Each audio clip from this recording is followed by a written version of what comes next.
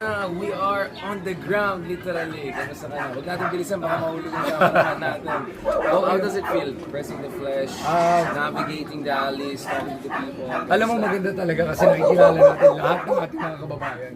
At nakikita natin kung ano yung mga problema, ano yung mga pwedeng kailangan ayusin. Yeah, basic infrastructure. At ano yung mga pagbabago. Nakikita naman yung maraming pwede pag-ayusin dito.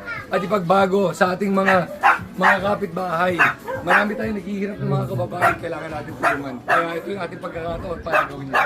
Kaya laban ng mga tao. In fairness naman, nakikita mo friendly mga tao. Hello po. Hello po, Nay. Sana po may singit sa balon. Mabait yan, mabait yan. Tunay na service yan. Yun nga. Pero yun nga, like, don't you worry. Maybe you can just stand there, baka mahulog yung tag.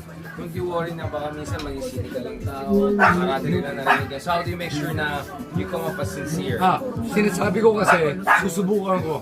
Walang pangako, kung di ko kaya. So, palaging titignan natin kung ano magagawa natin.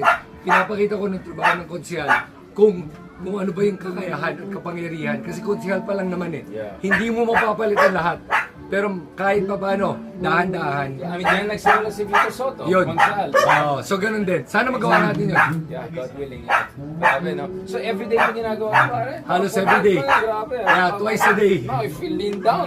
Grabe, this is quite challenge. Which tells you talaga, grabe public service talaga. Ang tunay talaga na public service ang ginagawa mo. Salamat kuya. Pasensya. Ayan, dala po kayo. Please po. Crystal po ha, huwag niyong kalimutan, mabait ka. Mabuhay ka ba? Alright. Yes. Let's navigate this. Yeah, please. Okay, let's go. Thank you. Alright, there we go. Kakuya ko siya. Yun na lang entry ko.